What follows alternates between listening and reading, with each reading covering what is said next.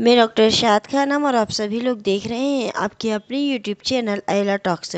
आज के वीडियो में हम आपको बताने वाले हैं भारतीय विधिक एवं संवैधानिक इतिहास के रेगुलेटिंग एक्ट के विषय के बारे में। रेगुलेटिंग एक्ट 1773 क्या है?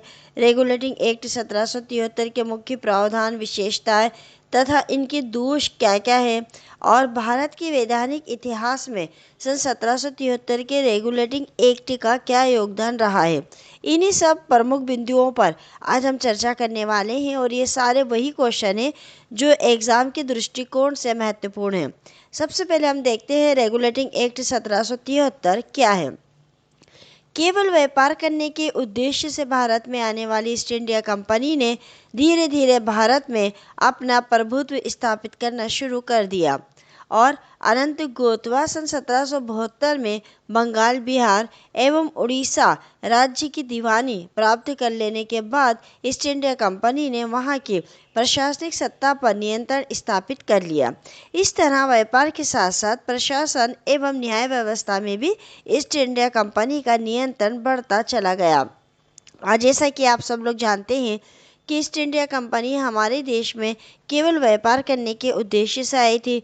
जब वो व्यापार करने आई तो यहाँ का माहौल को देखते हुए उसने धीरे धीरे पहले तो व्यापार के ऊपर अपना स्वामित्व स्थापित किया। उसके बाद उसने बंगाल, बिहार और उड़ीसा राज्य में जो दीवानी प्रथा या जो कह कि वहाँ का जो शासन था उसको अपने हाथ में लिया। अब ईस्ट इंडिया कंपनी के पास क्या था? व्यापार तो था ही था, साथ ही साथ में प्रशासन भी अपने हाथ में ले लिया था और यहाँ की न्याय व्यवस्था को भी अपने हाथ में ले लिया था, जिस कारण से ब्रिटिश सरकार कंपनी के इस विस्तार से चिंतित थी।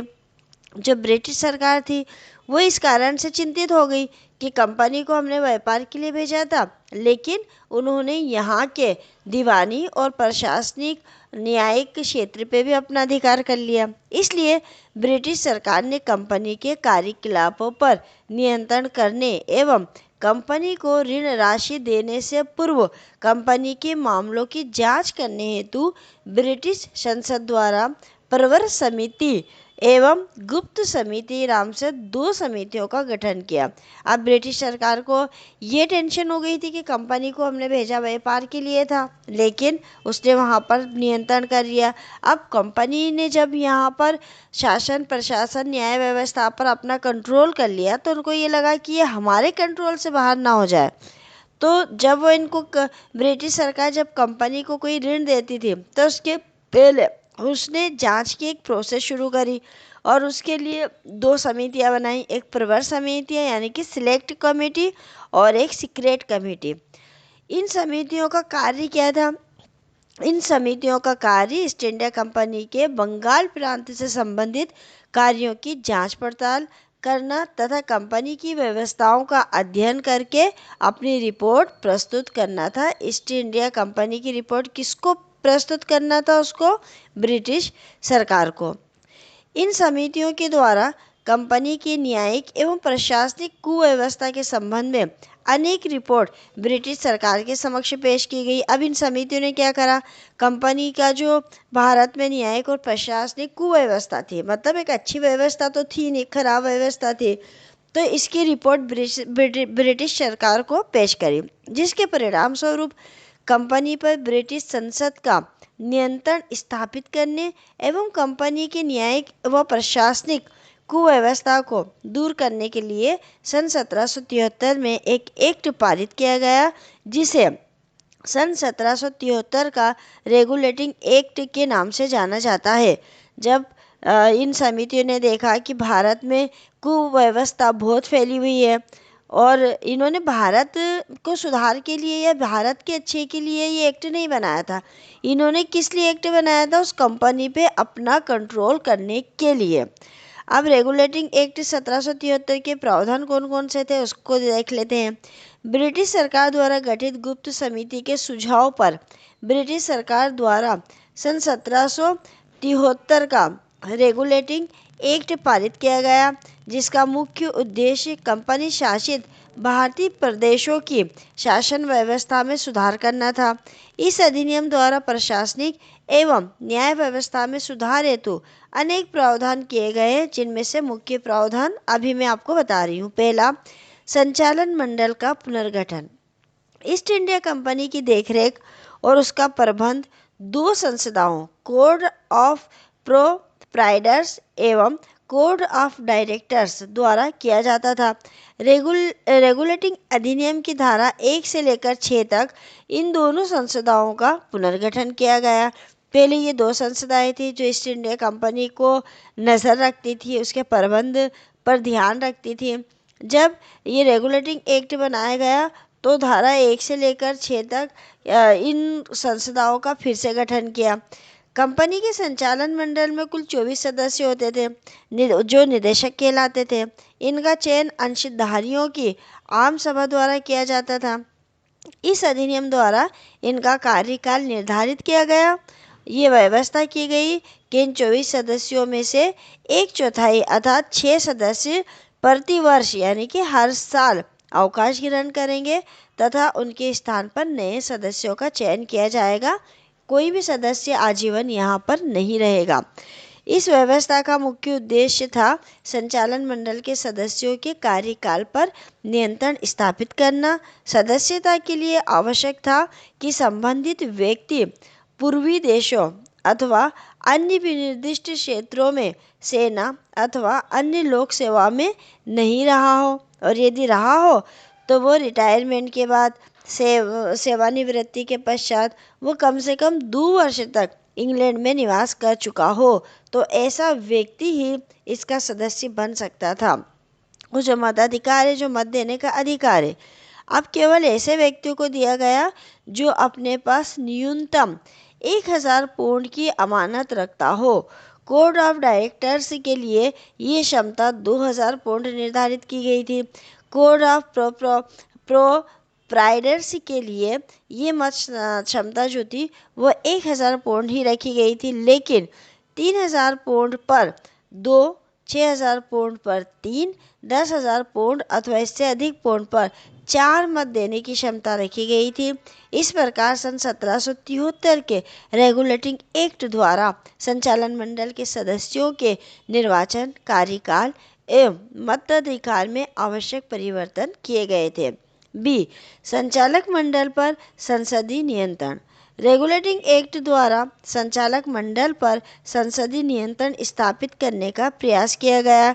इसके लिए अब ये आवश्यक कर दिया गया कि राजस्व संबंधित समस्त पत्र व्यवहार तथा प्राप्त पत्र तथा दस्तावेजों की प्रतियां, यानी संसदीय नियंत्रण कैसे कर दिया था उनके ऊपर कि रेगुलेटिंग एक्ट द्वारा जो संचालक मंडल है तो वो उनके ऊपर संसदीय नियंत्रण जो है उसको लगाने की कोशिश की गई, और उसके लिए क्या कंपलसरी करा कि राजस्व संबंधी जितने भी पत्र व्यवहार होंगे, जो पत्र मिलेंगे, जो दस्तावेजों की कॉपियां हैं, वो कहाँ कहाँ भारत सरकार अथवा गवर्नर जनरल की दशा में ट्रेजरी तथा सिविल तथा मिलिट्री प्रशासन की दशा में संबंधित सचिव को प्रेषित की जाएंगी।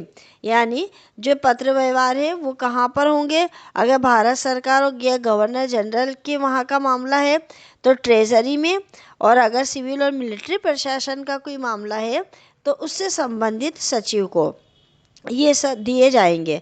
अब इसका तीसरा पॉइंट है सर्वोच्च सरकार अथवा परिषद। रेगुलेटिंग एक्ट की उपधारा 7 से लेकर 12 तक कलकत्ता प्रेसिडेंसी की प्रशासनिक व्यवस्था के पुनर्गठन से संबंधित है।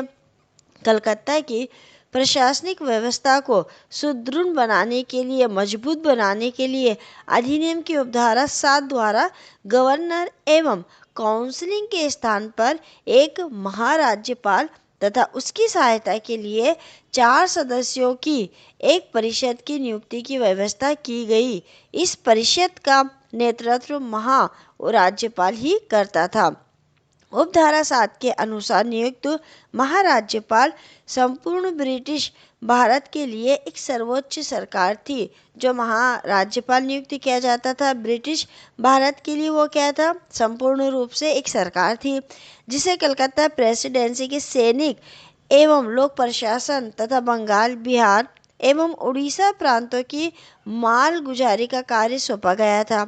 इसके निर्णय बहुमत पर आधारित होते थे तथा किसी विषय पर बराबर मत होने पर गवर्नर जनरल को विशेष मत देने का अधिकार था। मतलब ये अपने फैसला खुद नहीं कर सकता था, जितने भी लोग थे वो मतदान करते थे और जिसको भी मत ज़्यादा पड़ता था उस आधार पर निर्णय दिया जाता था। अगर बराबर बराबर मत पड़ जाते थे एक जैसे, तो फिर विशेष मत किसका डलता था? जनरल का। और उस मत से फिर ये डिसाइड किया जाता था कि क्या निर्णय लेना है। गवर्नर जनरल तथा उसके परिषद के सदस्यों का कार्यकाल 5 वर्ष रखा गया तथा उसकी अवधि पूर्ण होने से पहले केवल इंग्लैंड का सम्राट ही कंपनी के निदेशकों की प्रार्थना पर उन्हें पद से हटाने का अधिकार रखता था। वारेन हेस्टिंग को इसका प्रथम गवर्नर जनरल नियुक्त किया गया तथा प्रथम 4 सदस्य के रूप में कर्नल मोनसम, क्लेवरिंग, फिलिप, फ्रांसिस तथा रिचर्ड बारवेल नियुक्त किए गए थे। भारत के संदर्भ में ये सर्वोच्च सरकार कहलाती थी। अब अगला, सर्वोच्च न्यायालय की स्थापना। रेगुलेटिंग एक्ट 1773 के पहले मेयर कोर्ट की व्यवस्था थी, जिसके निर्णयों के विरुद्ध अपील कलकत्ता के प्रेसिडेंसी एंड काउंसिल तथा इंग्लैंड की किंग इन काउंसिल में की जाती थी। मेयर कोर्ट का कार्यपालिका पर कोई नियंत्रण नहीं था। यही कारण था कि इस एक्ट के अंतर्गत एक सुप्रीम कोर्ट ऑफ जुडिकेचर की स्थापना की गई। इसमें एक मुख्य न्यायाधीश तथा 3 अन्य न्यायाधीश होते थे।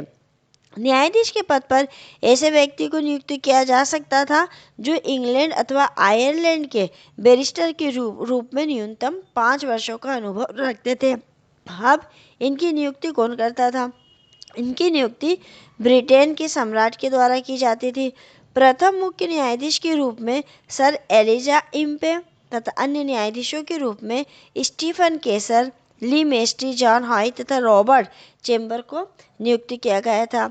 इसे सभी प्रकार के सिविल, आपराधिक, सामुद्रिक, अब सामुद्रिक क्यों? क्योंकि उस समय व्यापार जो है वो समुद्र के माध्यम से, समुद्र के जरिए ही होता था तथा धर्म संबंधी मामलों की सुनवाई की अधिकारिता दी गई थी। इनकी निर्णयों के विरुद्ध अपील किंग इन काउंसिल यानी कि प्रिवी परिषद में की जा सकती थी। अगला है हमारा पॉइंट, सिविल सेवाओं में सुधार। इस एक्ट के द्वारा सिविल सेवाओं में भी व्यापक सुधार किया गया। महाराज्यपाल के लिए 20,000 पौंड, काउंसिल के अन्य सदस्यों के लिए 10,000 पौंड, मुख्य न्यायाधीश के लिए 8,000 पौंड, अन्य न्यायाधीशों के लिए 6,000 पौंड वार्षिक वेतन निर्धारित किया गया। ये किसी प्रकार का उपहार आदि स्वीकार नहीं कर सकते थे और न ही किसी प्रकार का अन्य व्यापार, व्यवसाय आदि स्वीकार कर सकते थे। अगर ये इनका उल्लंघन करते थे तो उस व्यक्ति को दंड देने के भागी होते थे। महाराज्यपाल, काउंसिल के सदस्य एवं न्यायाधीश सभी अपने अपने क्षेत्रों में जस्टिस ऑफ पीस होते थे। सुप्रीम कोर्ट ऑफ जुडिकेचर को बंदी प्रत्यक्षीकरण, परमादेश, प्रतिषेध, उत्प्रेषण आदि रीट जारी करने का अधिकार भी प्राप्त था। अब विधायी शक्ति पर चर्चा करते हैं। विधायी क्षेत्र में सुप्रीम काउंसिल तथा सुप्रीम कोर्ट दोनों का हस्तक्षेप था। गवर्नर जनरल एंड काउंसिल द्वारा ऐसी विधियां, अधिनियम तथा अध्यादेश पारित किए जा सकते थे जैसे फोर्ट विलियम एवं उसके अधीन बस्तियों पर लागू होते थे। ऐसे कानून आंगल विधियों से असंगत नहीं हो सकते थे। ऐसे कानूनों का पूर्व प्रकाशन आवश्यक था।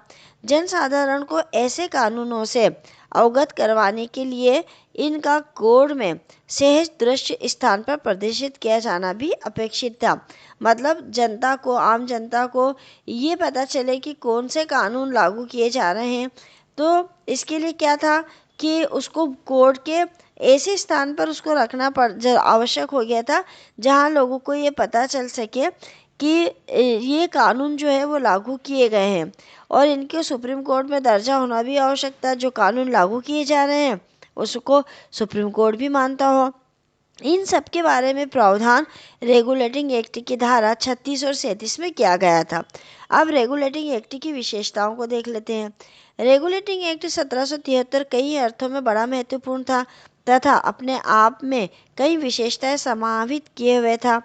पहला, इसके द्वारा कंपनी पर ब्रिटिश शासन का प्रभाव एवं नियंत्रण स्थापित किया गया था। दूसरा, कलकत्ता में सुप्रीम कोर्ट ऑफ जुडिकेचर की स्थापना की गई थी, जो न्यायिक क्षेत्र की एक अद्भुत घटना थी। मतलब कलकत्ता में सुप्रीम कोर्ट ऑफ जुडिकेचर की स्थापना करना उस जमाने में एक न्यायिक क्षेत्र की बहुत ही अभूतपूर्व घटना हम कह सकते हैं। और अगला, न्याय प्रशासन को पहली बार कार्यपालिका से मुक्त कर दिया गया था और यहीं से न्यायपालिका और कार्यपालिका की पृथक्करण की परंपरा का सूत्रपात हुआ।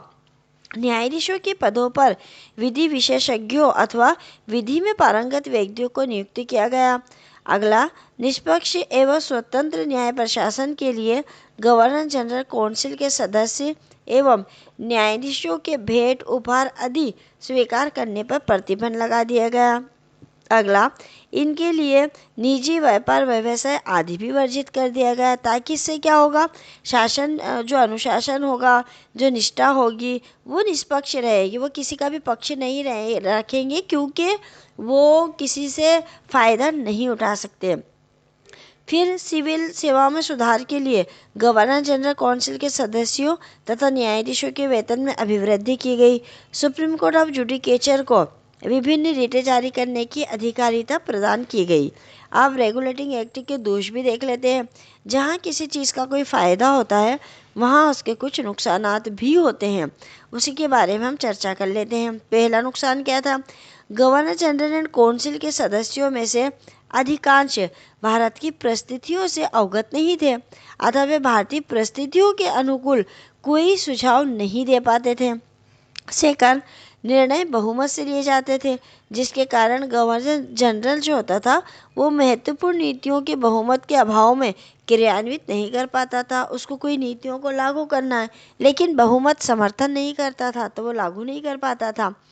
फिर अगला, गवर्नर जनरल एंड जो काउंसिल के सदस्यों में आपस में मतभेद हो जाते थे कई बार, तो मतभेद होते रहने से ना तो कोई अनुकूल नीतियाँ बन पाती थी और ना ही क्रियान्वित हो पाती थी। चौथा, कलकत्ता का गवर्नर जनरल अब अत्यंत शक्तिशाली हो गया था, क्योंकि बम्बई और मद्रास प्रेसिडेंसी के गवर्नर तथा काउंसिल को उसके अधीनस्थ कर दिया गया था। इससे इनमें आपस में कटुता अनुभव होने लग गई थी। पांचवा, सुप्रीम कोर्ट ऑफ जुडिकेचर की स्थापना का अनुभव भी बड़ा कठिन रहा। कई मामलों को लेकर गवर्नर जनरल एंड काउंसिल तथा सुप्रीम कोर्ट ऑफ जुडिकेचर में संघर्ष की स्थिति उत्पन्न हो जाती थी। दोनों में शक्ति प्रदर्शन की होड़ भी लगी रहती थी। अगला, सुप्रीम कोर्ट ऑफ जुडिकेचर की अधिकारिता की सुस्पष्ट नहीं थी। जो सुप्रीम कोर्ट ऑफ जुडिकेचर थी, उसको कितनी अधिकारिता दी गई है, ये स्पष्ट नहीं थी। ये भी सुनिश्चित नहीं था कि निर्णय किस विधि के अंतर्गत किए जाएंगे, अर्थात भारतीय रीति रिवाजों प्रथाओं के अनुसार अथवा आंकल विधि के अनुसार। वास्तविकता ये थी कि विनिर्णय आंकल विधि के अनुसार ही किए जाते थे। मतलब ये पता नहीं चल रहा था कि ये लोग निर्णय कैसे देंगे। भारत में रह रहे हैं तो भारत के रीति रिवाजों के अनुसार देंगे, आंगल विधि से देंगे, प्रथाओं के अनुसार देंगे, पर ज़्यादातर आंगल विधि के अनुसार ही वो देते थे। इस तरह 1773 के रेगुलेटिंग एक्ट में अनेक दोषों के कारण गवर्नर जनरल काउंसिल तथा सुप्रीम कोर्ट ऑफ जुडिकेचर के बीच संघर्ष एवं तनाव की स्थिति बन गई थी। इसलिए इस एक्ट की कमियों और दोषों को दूर करने के लिए सन 1781 में एक्ट ऑफ सेटलमेंट पारित किया गया था। तो ये वीडियो जो लॉ की एग्ज़ाम अभी दे रहे हैं उन बच्चों के लिए बहुत ही इम्पोर्टेंट है। मैं कोशिश करूँगी कि पेपर से पहले इससे रिलेटेड और क्वेश्चन आंसर में अपलोड कर सकूँ। वीडियो आपको कैसा लगा? अगर पसंद आया हो तो हमें कमेंट से करके बताइएगा। कमेंट से के साथ साथ लाइक, शेयर और चैनल को सब्सक्राइब करना ना भूलें। मिलेंगे अगले वीडियो में एक नए क्वेश्चन आंसर के साथ। तब तक के लिए शुक्रिया, धन्यवाद।